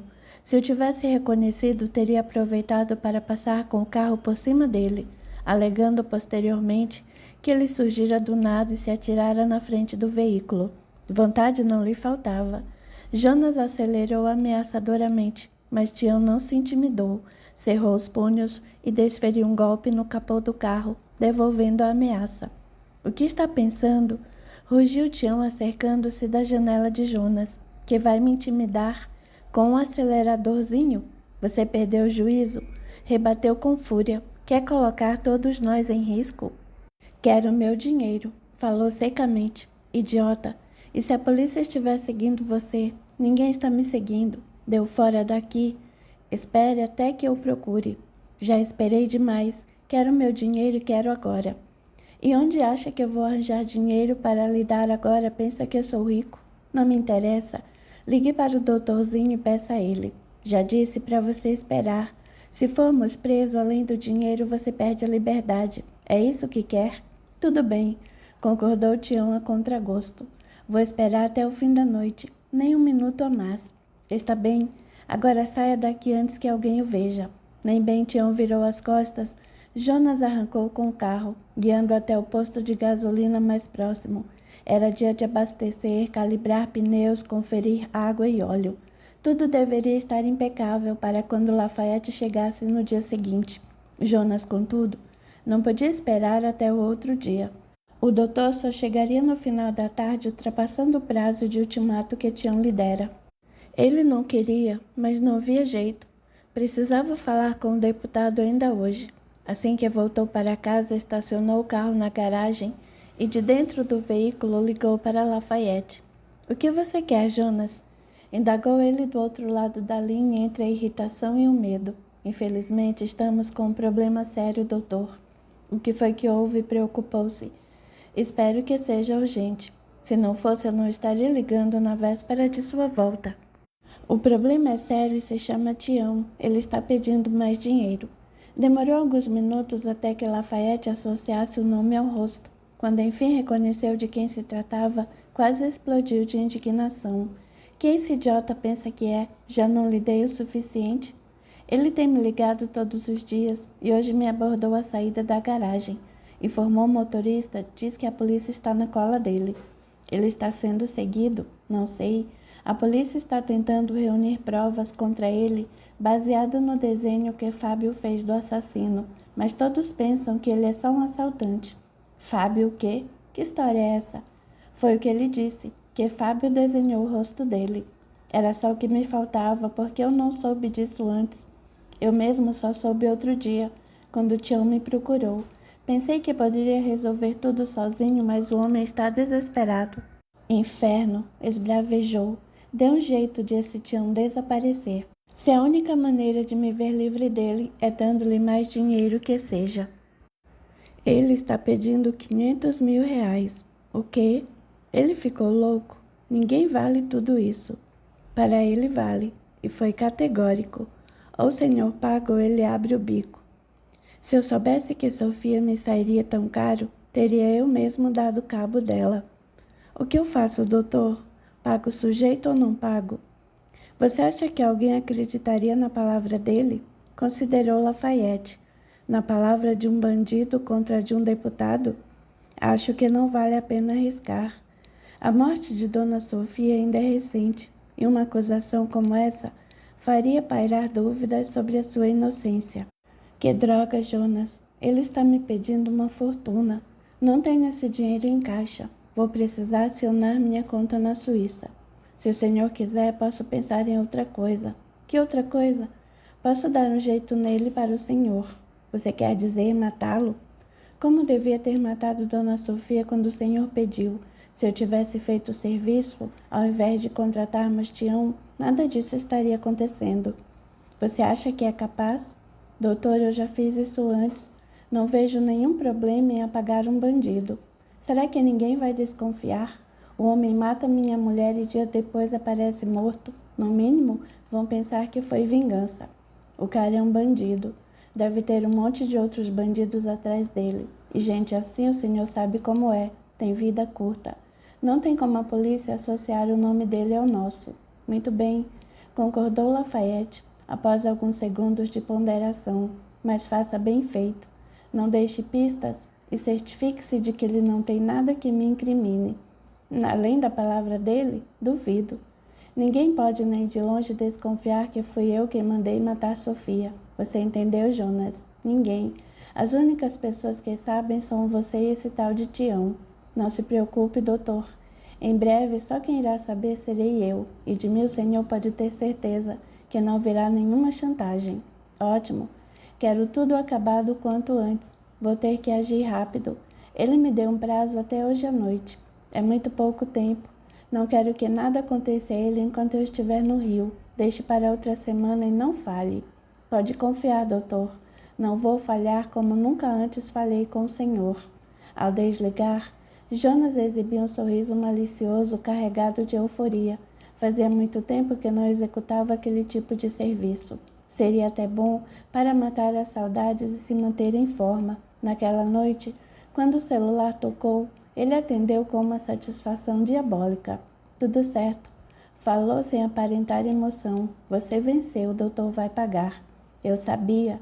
Sabia que o homem não ia arriscar ter o nome manchado. Onde está a grana? Quanto a isso, você vai ter que esperar um pouco. Levantar 500 mil não é assim tão fácil. Eu disse até hoje à noite. Rebateu acabrunhado. Hoje à noite é impossível. O dinheiro vem da Suíça. Com a diferença de fuso horário e as burocracias do trâmite, vai levar alguns dias. Quantos dias? Tornou Tião desconfiado. Até a próxima semana no máximo. Você não está tentando me enrolar, está? É claro que estava. Só que Jonas não permitiria que Tião soubesse disso. Com voz que denotava preocupação, ponderou. Você acha que eu colocaria em risco a reputação do doutor? Fez-se um silêncio momentâneo, no qual Tião lutava entre a desconfiança e a ganância de se ver na posse daquela pequena fortuna. A ganância falou mais alto. Muito bem, concordou por fim. Aguardo seu contato até no máximo terça-feira, não falte. Não vou faltar. Não posso nem pensar em faltar. Apesar de um tanto quanto desconfiado, Tião não conseguiu perceber o tom de sadismo nas palavras de Jonas, uma excitação mal disfarçada pela obediência. Jonas permitiu que Tião acreditasse que era ele quem dava as ordens, quando na verdade ele fazia exatamente o que o motorista queria. O plano já estava todo arquitetado em sua cabeça. Não tinha como dar errado, como não ia dar. Aquela certamente seria a última chantagem que Tião faria na vida. Capítulo 38. As recentes descobertas deveriam transformar Alicia numa pessoa mais condescendente. No entanto, não era isso que acontecia. Por mais que Juliano tivesse razão, demonstrando-lhe que o conhecimento do passado só servia para aproximar as pessoas, ela não conseguia superar a aversão. Você vai acabar arrumando modo de voltar como gêmea, chifópaga de Tobias, alertou ele. Chifópagos são univitelinos, não nascem com sexos diferentes. Quem foi que disse que espírito tem sexo? Todos nós podemos reencarnar como homens ou como mulheres. Tudo bem, me convenceu. Não quero mais falar sobre isso. Ouvindo o telefone tocar, ela se afastou. A voz e a imagem da mãe surgiram na tela assim que ela atendeu. Como vai, mamãe? Indagou ela, feliz por ter uma desculpa para encerrar o assunto. Será que você pode dar um pulinho aqui? Quero muito falar com você. Pode ser depois do expediente? Preferia que fosse antes. Por que não almoçamos juntas? Ok, onde? Eva passou o endereço, mal conseguindo segurar a ansiedade, até o momento de encontrar-se com a filha. Para Alicia, o assunto já era conhecido. Como sabia o quanto Eva detestava Tobias, só podia tê-la chamado para falar sobre ele. Efetivamente, o assunto não era outro. Quando Alicia chegou ao restaurante, notou o ar de nervosismo da mãe. Sentou-se defronte a ela, pediu uma bebida gelada e encarou-a seriamente. Não me olhe desse jeito, censurou Eva. Você não sabe o que estou sentindo. Posso imaginar. Estou sentindo a mesma coisa. Você era apenas um bebê, não vivenciou todo aquele drama. Eu, ao contrário. Por que não deixamos isso de lado, mãe? Ela se esforçou por dizer. Denise está apaixonada por ele e parece que vão se casar. Nunca. Jamais permitirei que sua irmã estrague a vida dela ao lado de um velho assassino. Não é bem assim. Ele não é assassino. Foi inclusive inocentado pela justiça. Pode até ser para a justiça, mas não para a moral. Ele tem uma dívida moral para conosco. Papai parece não pensar assim. Seu pai é um tolo sentimental. E você, mãe, o que é? Uma mulher amargurada, vingativa, presa a um passado que deveria esquecer? Você tem 2 filhas, não é o suficiente? Ao falar para Eva, Alicia falava para si mesma. As palavras saíam de sua consciência que não parava de refletir sobre o assunto. Ao ouvir as queixas da mãe que se espelhavam nas suas, Alicia parecia ver a situação por outro ângulo. Eva se deixara levar pela dor muito mais do que ela, demonstrando mais fragilidade, mais angústia, mais revolta. A fraqueza da mãe fez com que ela se sentisse obrigada a ser forte para transmitir essa força a Eva. Isso fez o raciocínio se aclarar, pondo-a diante da situação como espectadora, não como a vítima que até então insistia em parecer. Não posso permitir que se casem, não posso, insistiu Eva. Essa sua relutância está passando dos limites. Eu também não gosto de Tobias, mas nada posso fazer. Denise é adulta, tem o direito de escolher os rumos da própria vida. O que nos resta apenas é aceitar e apoiá-la em suas decisões. Mas ela está cometendo um erro. Você não sabe disso?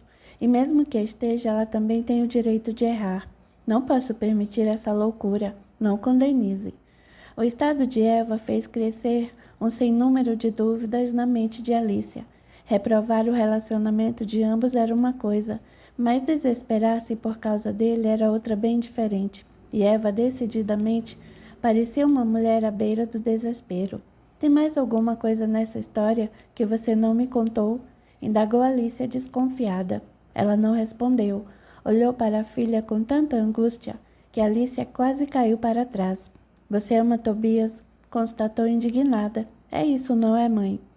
Os olhos de Eva explodiram em lágrimas. Não sabia como encarar a filha, agora que seu segredo fora exposto. Ama ou não ama? Insistiu Alicia. Por favor, mãe, diga a verdade. Não sei, não sei. Foi há tanto tempo, tanta coisa aconteceu desde então. É por isso que você é contra o casamento. Não tem nada a ver com a cirurgia de separação, nem com o fato de ele ser mais velho. O que você não quer é ver o homem que você ama casado com a sua filha. Ela parou de falar, subitamente presa de uma dúvida atroz. Mamãe, eu sou filha de Tobias ou Denise? É claro que não, protestou ofendida.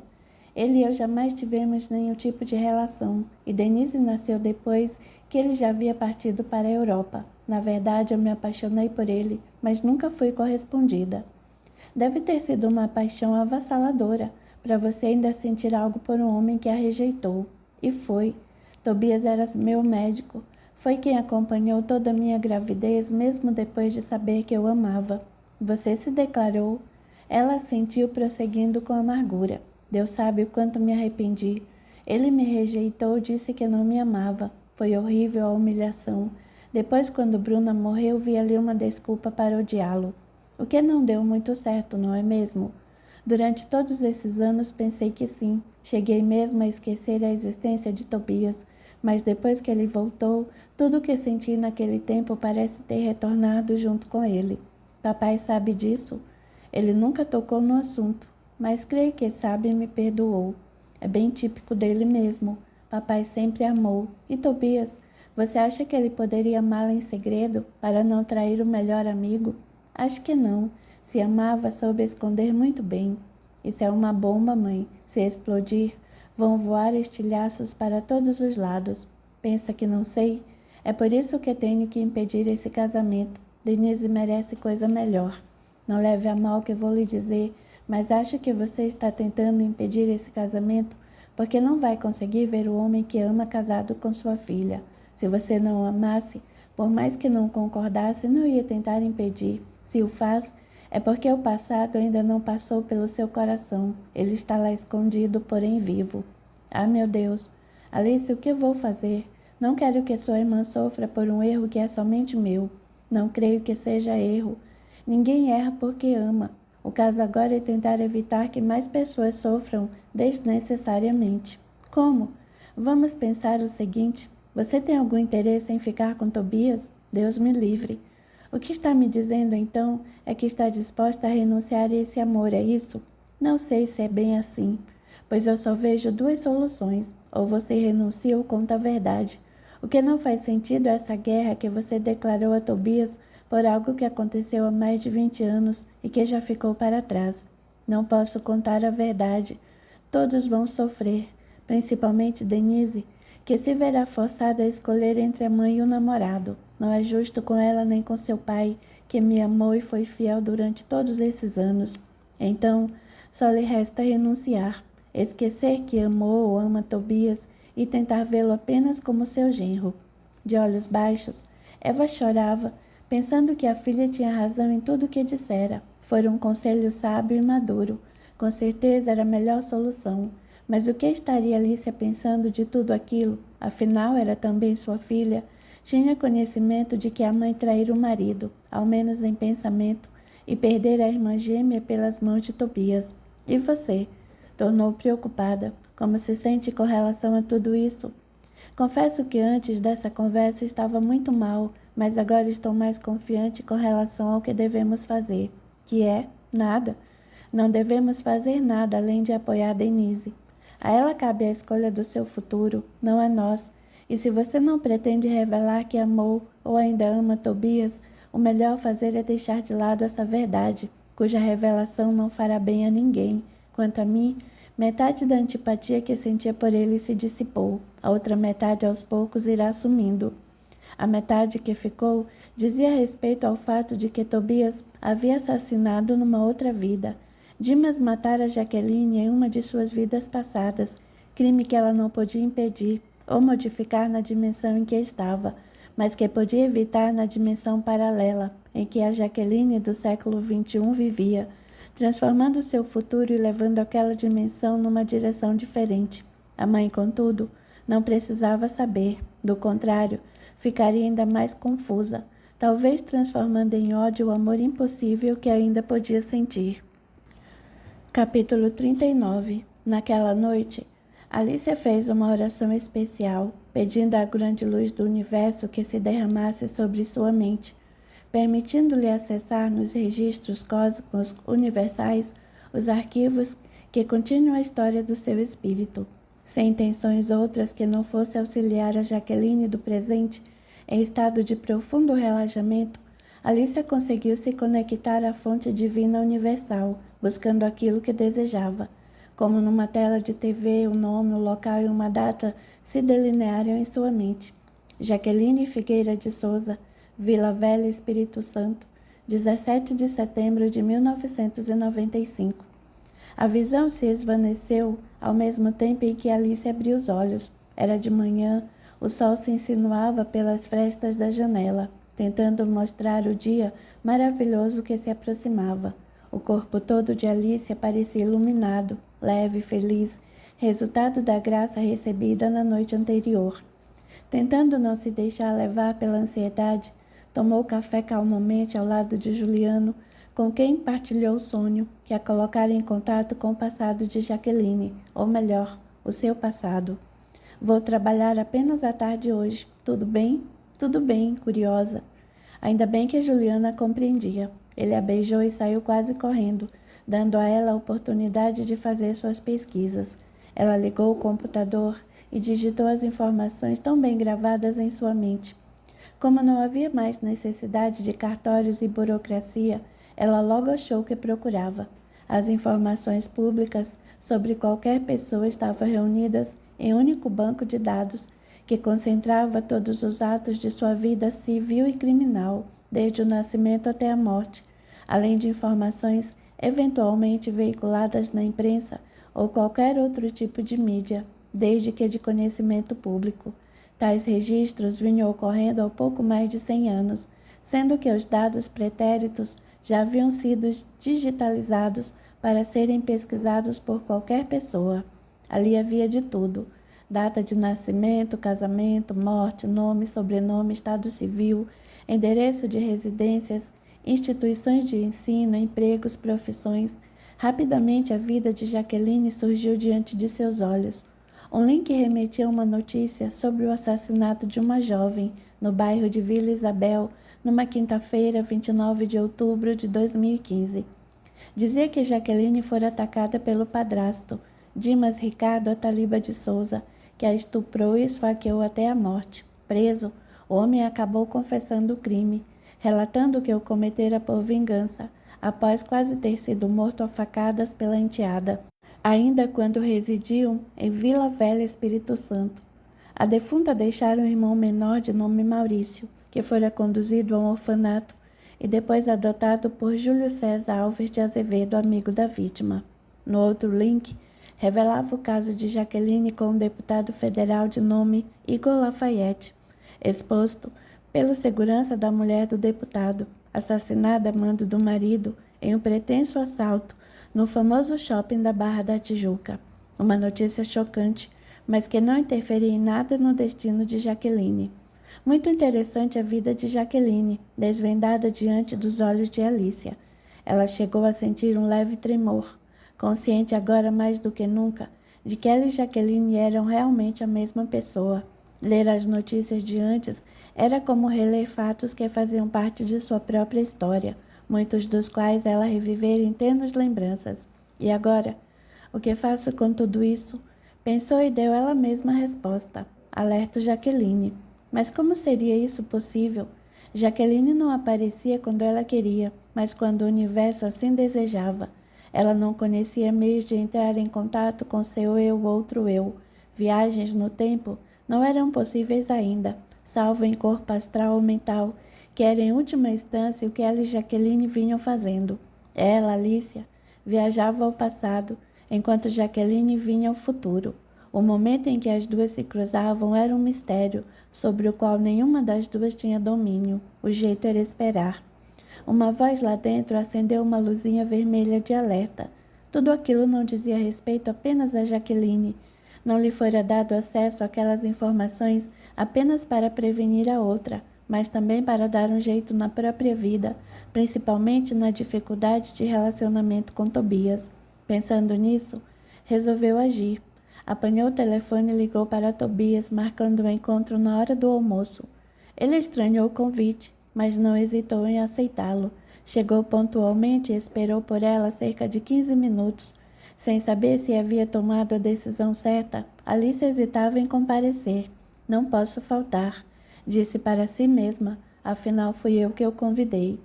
Quando ela chegou ao barzinho, ele se levantou e puxou a cadeira para ela, cumprimentando-a com uma certa formalidade. Como vai, Alicia?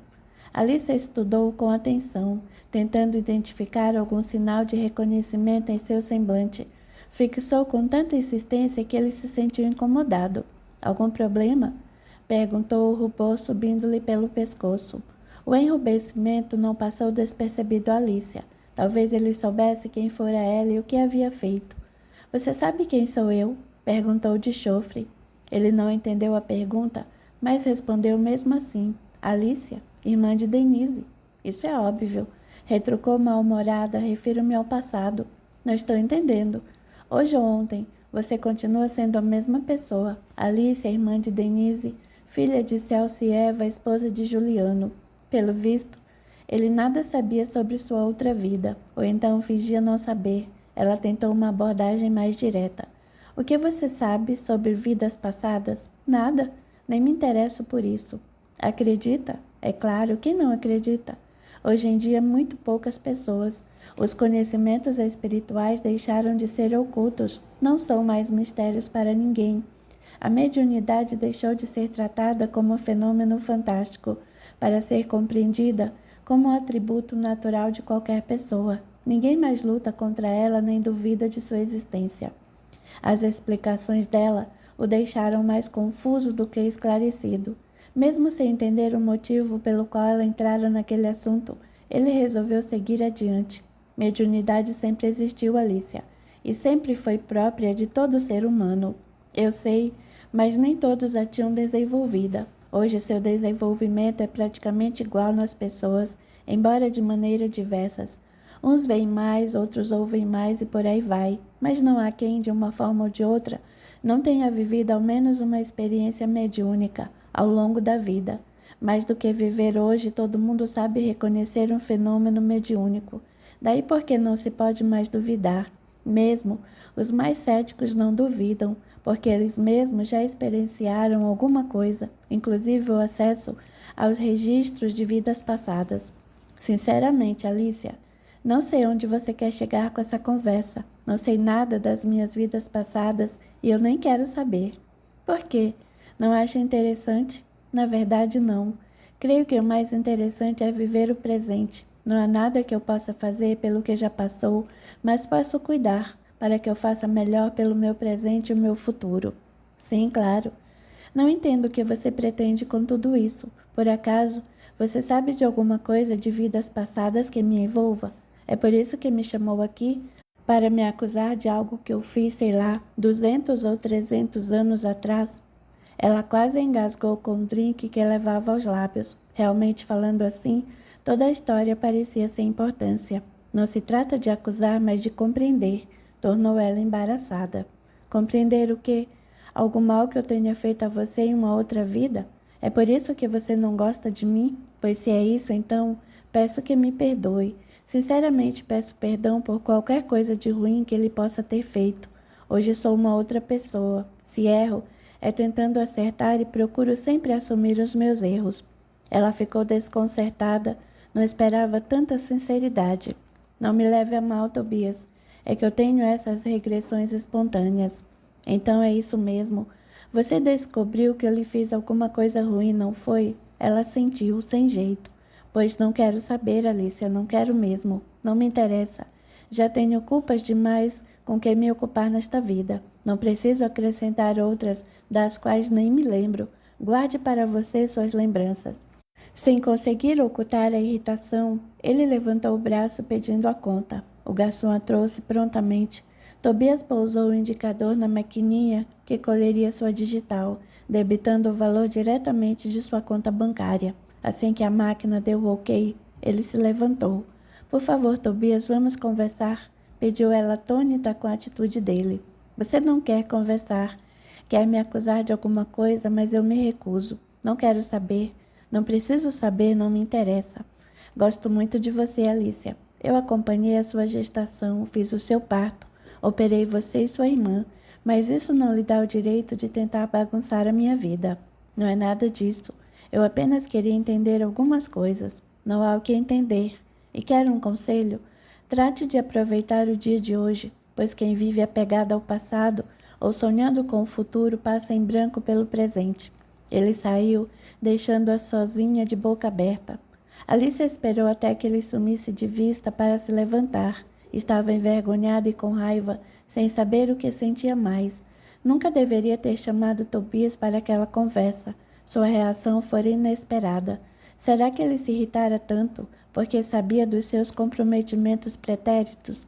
Se assim fosse, talvez houvesse algo muito mais sórdido que ele estivesse tentando desesperadamente esconder. Capítulo 40. Parecia que a cabeça de Tobias ia explodir. Aceitar o convite de Alicia, crente que ela pretendia entender-se com ele, reconhecendo-o como cunhado que seria muito em breve. Mas não. Tudo o que ela queria era fazer-lhe acusações, sabe-se lá de quê. Era verdade o que lhe dissera. Não tinha mesmo o menor interesse em vidas passadas. Fosse lá o que tivesse feito, ficara para trás. Fora outra pessoa que fizera, não ele. Ainda que o espírito fosse o mesmo, sua consciência estava voltada para a vida atual, não para o dia de ontem. Devia ser algo bem sério, ou Alicia não teria se dado ao trabalho de convidá-lo para almoçar. Ele já possuía culpas suficientes na vida atual para rechear uma encarnação inteira. Não precisava reforçá-las com ingredientes deteriorados e ultrapassados, retirados de um passado adormecido em suas lembranças. Em casa, ele tomou um comprimido e começou a se acalmar. Não podia deixar-se atingir daquele jeito. Que Alicia não gostava dele não era nenhuma novidade. Podia esperar qualquer coisa que ela fizesse para atacá-lo, até usar suas encarnações remotas.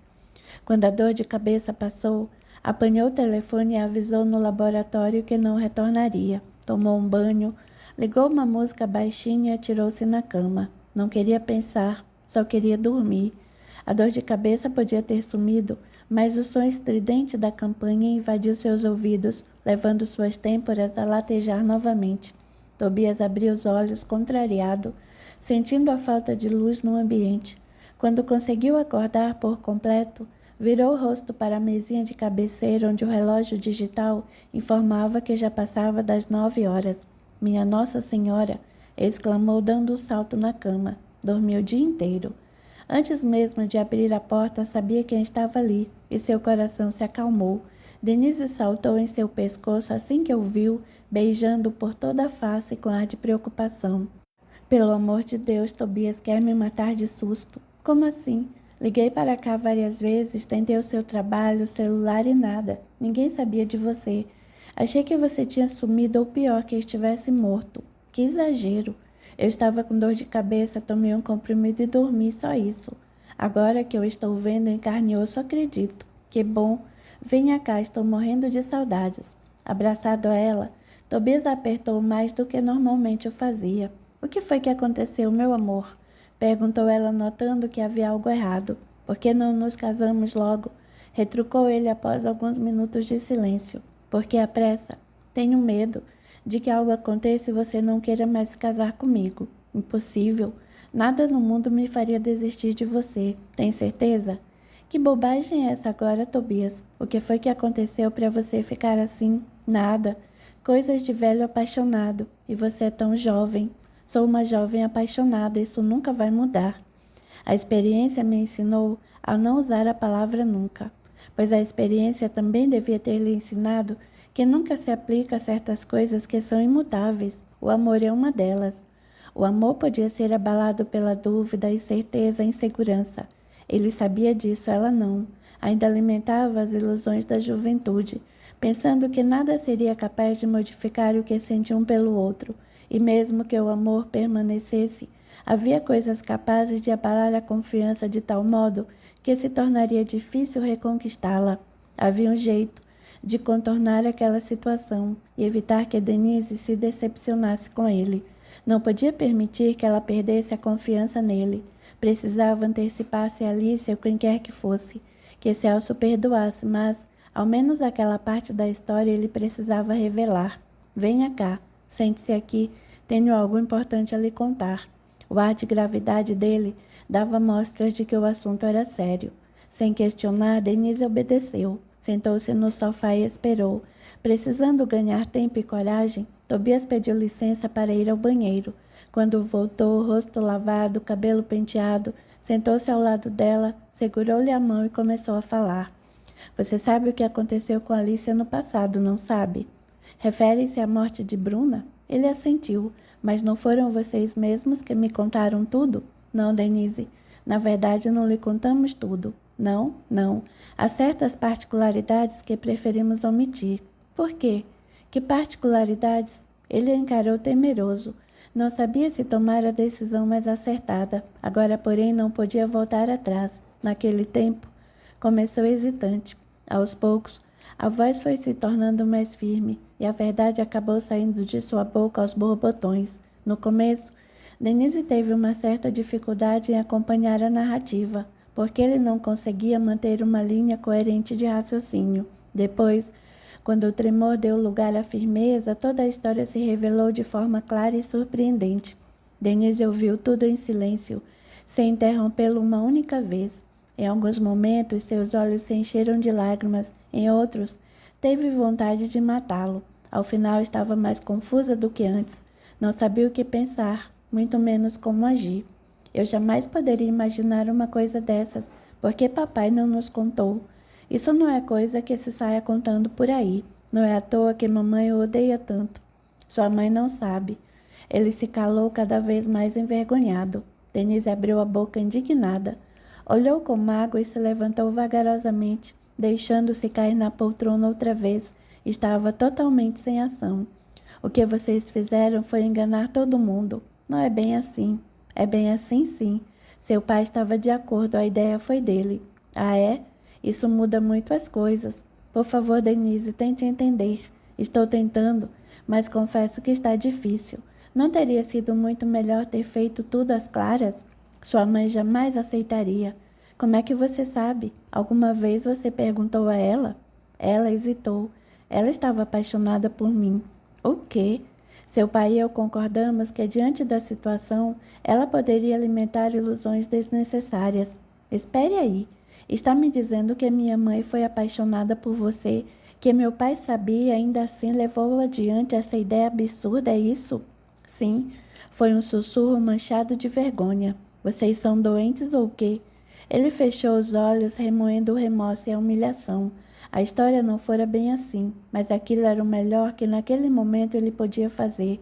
Havia outras implicações que ele preferia não comentar, principalmente o fato de que Celso achava que ele e Eva haviam mesmo tido um caso, e ainda assim os perdoara. Mas Denise estava certa, totalmente certa. O que fizeram fora mesmo doentio, mas agora não havia mais volta. Era algo impossível de se desfazer. Sei que o que fizemos foi errado, mas nós éramos jovens na época, 2 cientistas brilhantes, cheios de sonhos, cheios de pesadelos, você quer dizer? Como puderam fazer uma coisa dessas? E meu pai com sua própria mulher. Tente não nos julgar, Denise. Fizemos tudo por amor. Amor a quem? A minha mãe é que não foi, muito menos a Alicia, menos ainda a Bruna. Só se foi amor a vocês mesmos e seus sonhos de grandeza. Não foi isso, eu juro. Não jure. Suas juras caem no vazio. Minha mãe apaixonada por você, e você nunca me disse nada. Para que reviver o passado? Eu nunca correspondi.